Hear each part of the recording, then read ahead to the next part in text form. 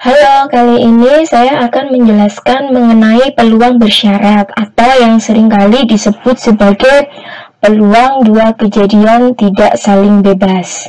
Oke, pertama-tama yang harus kita ketahui adalah kapan dua kejadian itu dikatakan tidak saling bebas. Jadi, dua kejadian dikatakan tidak saling bebas jika kejadian A, saya tuliskan di sini, jika kejadian A mempengaruhi kejadian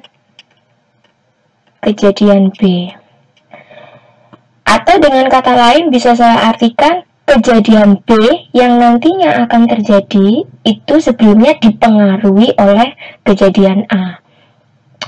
Sebagai bentuk ilustrasi konsep sederhana, jadi misalnya dalam pengambilan kartu remi. Oke, dalam pengambilan kartu remi. Kartu remi atau yang seringkali juga disebut sebagai kartu bridge. Oke, sekarang dalam pengambilan kartu remi, misalnya peluang terambilnya kartu as. Jadi peluang terambilnya kartu as pada pengambilan pertama itu nilainya adalah 4/52. Dari mana 4? Dalam kartu remi itu kan jumlah as seluruhnya ada 4. Sedangkan jumlah seluruh kartu seluruhnya ada 52. Atau bisa saya sederhanakan di sini peluangnya adalah 1/13. Oke, ini pada pengambilan pertama. Nah, berapa peluang terambilnya kartu as, pada pengambilan kedua. Nah, hal ini tergantung apakah kartu as yang telah kita ambil pada pengambilan pertama yang di sini telah kita kembalikan atau tidak kita kembalikan. Kalau semisal kita kembalikan, maka peluang pengambilan kartu kedua yaitu saling bebas dari pengambilan yang pertama. Atau seperti konsep yang sudah saya jelaskan pada video sebelumnya, yaitu tetap 4/52. Saling bebas, karena tidak dikembalikan. Jadi tidak ada pengaruhnya pada pengambilan yang kedua. Tetapi, hal ini akan berbeda lagi seandainya pada pengambilan yang pertama ini, pengambilan kartu as yang pertama tadi, setelah diambil satu kartu as yang peluangnya 4/52, kemudian kartu as yang telah diambil dikembalikan lagi pada tumpukan kartu as. Kartu remi maksud saya. Maka peluang kita mendapatkan kartu as pada pengambilan yang kedua itu akan bergantung pada pengambilan yang pertama. Jadi pengambilan yang kedua akan bergantung pada pengambilan yang pertama. Maka peluang kita untuk mendapatkan kartu as pada pengambilan yang kedua itu menjadi 3/51. Dari mana 3? Karena kartu as pada pengambilan yang pertama tadi itu tidak dikembalikan, sehingga jumlah kartu asnya berkurang menjadi 3 bagian.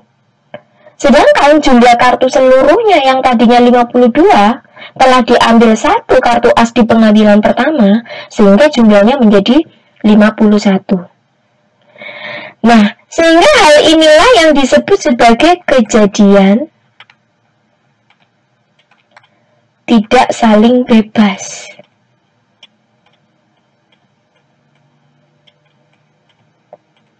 Atau disebut juga sebagai peluang bersyarat, di mana kejadian B, yaitu kejadian yang kedua, itu dipengaruhi oleh kejadian yang pertama. Atau dalam arti lain, kejadian pertama, kejadian A, itu nantinya akan mempengaruhi kejadian B. Inilah yang disebut sebagai peluang bersyarat atau tidak saling bebas. Berbeda dengan video saya sebelumnya yang telah membahas peluang dua kejadian saling bebas. Jadi, kejadian A tidak mempengaruhi kejadian B, atau kejadian B yang nantinya akan terjadi tidak dipengaruhi oleh kejadian A. Dari sini paham ya? Kalau misalnya masih belum paham tentang dua kejadian yang saling bebas, bisa dibuka video sebelumnya. Oke. Nah, sekarang tentang mengenai rumus peluang bersyarat yang bisa kita gunakan. Oke. Jika pada video sebelumnya, ya, video peluang dua kejadian saling bebas, sudah saya jelaskan bahwa peluang terjadinya A dan B, peluang terjadinya A dan B itu bisa dituliskan P A irisan B. Maka kalau kita ingin mengetahui, nah saya tuliskan di sini, kalau kita ingin mengetahui P A garis B, nah ini dibaca bagaimana? Dibaca peluang kejadian A dipengaruhi oleh kejadian B atau mempengaruhi, ya. Jadi peluang kejadian A dipengaruhi oleh kejadian B. Ya. Jadi dengan kata lain bisa saya baca peluang kejadian A dengan syarat B telah terjadi terlebih dahulu.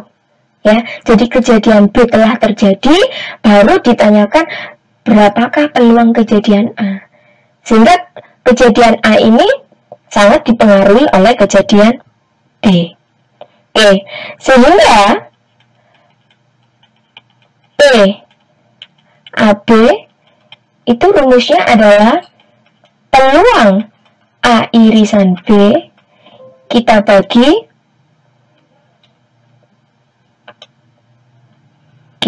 dengan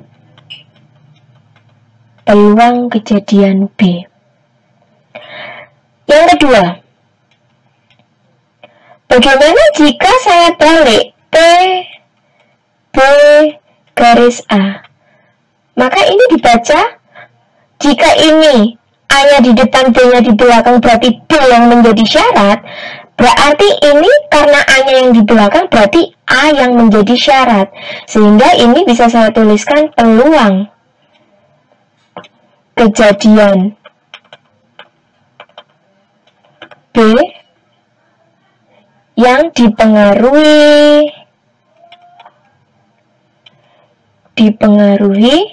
oleh kejadian A. Peluang kejadian B yang dipengaruhi oleh kejadian A. Atau dengan kata lain, peluang kejadian B dengan syarat A telah terjadi terlebih dahulu. Jadi, PB ini merupakan kejadian yang kedua, dan A ini merupakan kejadian yang pertama. Sehingga peluang kejadian A ini nantinya akan mempengaruhi kejadian B yang akan terjadi. Sehingga rumusnya bisa dituliskan seperti ini. PBA sama dengan P A irisan B dibagi dengan PA.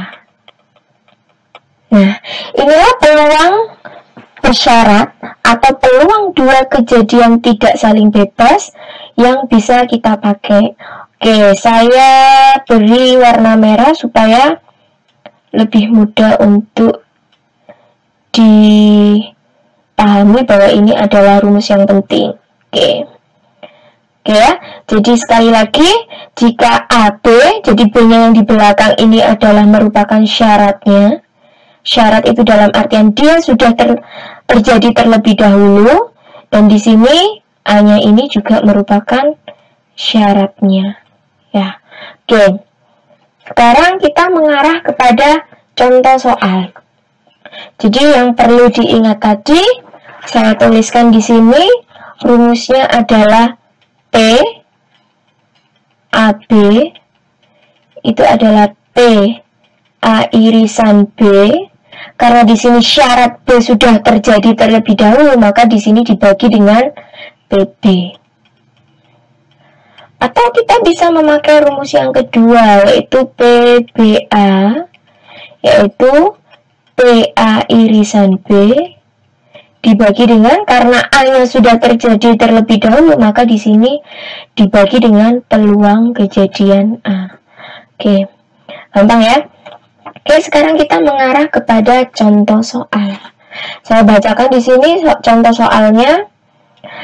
Sebuah dadu dilemparkan 1 kali, di mana dadu ini adalah mata dadu yang memiliki sisi sebanyak 6 ya. Dan diketahui bahwa mata dadu yang muncul adalah genap. Tentukan peluang akan muncul mata dadu yang lebih dari 3. Oke, di sini ada beberapa kata yang saya garis bawahi. Jika bisa kalian pahami, sebuah dadu dilemparkan 1 kali dan diketahui. Nah, arti kata diketahui bahwa mata dadu yang muncul adalah genap ini, berarti anggap saja ini adalah kejadian A. Jadi anggap ini adalah kejadian A. Jadi dia sudah terjadi terlebih dahulu. Tentukan peluang akan. Nah, akan ini sudah saya garis bawahi berwarna merah, akan muncul. Berarti peluang akan terjadinya kejadian yang kedua. Kejadian yang kedua yaitu siapa? Kejadian B. Jadi peluang terjadinya akan muncul mata dadu yang lebih dari 3. Oke. Sebelum kita menyelesaikan soal ini, terlebih dahulu kita harus menentukan ruang sampelnya terlebih dahulu.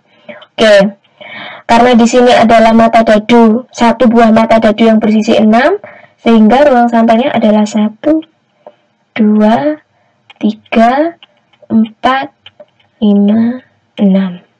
Oke, sehingga bisa saya tuliskan di sini NS-nya ada berapa? NS-nya ada 6. Sekarang kita bisa menuliskan kejadian A. Kejadian A adalah kejadian mata dadu genap. Oke, kita tuliskan A adalah munculnya mata dadu genap. Sehingga yang muncul mata dadu genap itu siapa saja? Ini 2, 4, 6. Kita tuliskan di sini 2, 4, 6. Sehingga NA-nya itu ada 3. Selanjutnya adalah kejadian B. Di sini kejadian B adalah muncul mata dadu yang lebih dari 3. Lebih dari 3. Siapa saja mata dadu yang muncul lebih dari 3? Yaitu 4, 5, dan 6. Oke, saya tulis di sini 4, 5, dan 6. Sehingga NA-nya adalah 3 juga. Nah, kita lihat di sini, ada nggak irisannya antara kejadian A dengan kejadian B? Ada nggak yang terjadi secara muncul secara bersamaan ya? Ada 4, 4 ya. Jadi kejadian A muncul 4, kejadian B juga muncul 4. Jadi irisannya adalah A irisan B adalah 4. Atau banyaknya A irisan B itu sebanyak ini 4 dan 6. Oke, 4 dan 6. Sehingga banyaknya A irisan B adalah 2. Oke. Di mana saya bisa tuliskan di sini A irisan B itu adalah merupakan himpunan yang terdiri dari mata dadu yang genap. Yang genap itu adalah pengambilan yang pertama tadi ya. Jadi dia terdiri dari mata dadu yang genap dan juga mata dadu lebih dari 3. Oke. Itu adalah maksud dari irisannya. Sekarang kita bisa menghitung peluang kejadian A-nya. Oke, peluang kejadian A adalah NA per NS. NA-nya 3. NS-nya adalah 6. Sehingga 3 per 6 adalah 1 per 2. PB-nya perlu kita cari nggak? nggak perlu, PB-nya nggak perlu kita cari, karena PB di sini kan merupakan syarat kejadian pertama yang muncul, sedangkan di sini yang muncul pertama kali adalah kejadian A, sehingga rumus yang bisa kita pakai adalah yang ini ya, yang kedua. Oke, langsung saja. Selanjutnya adalah PA irisan B, yaitu NA irisan B yaitu 2 per NS-nya adalah 6, sehingga 2/6 adalah 1/3. Oke, sehingga peluang munculnya, saya tulis di sini biar lebih paham, peluang muncul mata dadu genap yang lebih dari 3 adalah PBA. Dengan rumus yang ini, PA irisan B-nya adalah 1/3 dibagi dengan PA. PA-nya berapa? 1/2. Sehingga 1/3 dibagi 1/2 adalah 2/3. Oke, sekarang apa maksud dari 2/3 di sini? Maksud dari 2/3 di sini adalah ada 3 kemungkinan muncul mata dadu genap, yaitu 2, 4, dan 6. Dan 2 di antaranya adalah lebih dari 3, yaitu 4 dan 6. Oke, jadi sekali lagi saya artikan di sini. Maksud dari PBA yaitu berapakah peluang kejadian B dengan syarat A telah terjadi, yaitu sebanyak 2/3. Arti dari 2/3 di sini yaitu ada 3 kemungkinan, yaitu 3 kemungkinan di sini akan muncul mata dadu genap, yaitu 2, 4, dan 6, ya. Dan 2 diantaranya, 2 yang di sini, 2 diantaranya adalah lebih dari 3, yaitu 4 dan 6. Karena di sini yang ditanyakan adalah peluang muncul mata dadu lebih dari 3. Sehingga yang muncul mata dadu lebih dari 3 adalah sebanyak 2 dari 3 kemungkinan mata dadu yang muncul, yaitu genap. Oke, dari sini saya rasa sudah paham ya perbedaan dari peluang kejadian saling bebas yang kemarin sudah saya jelaskan, dan hari ini saya juga sudah menjelaskan tentang peluang bersyarat atau peluang 2 kejadian tidak saling bebas. Semoga apa yang saya jelaskan tadi bisa Anda pahami. Kalau misalnya paham, silakan tulis di kolom komentar. Anda paham Bu, paham Bu, paham Bu. Oke, sampai ketemu di video selanjutnya. Wassalamualaikum warahmatullahi wabarakatuh.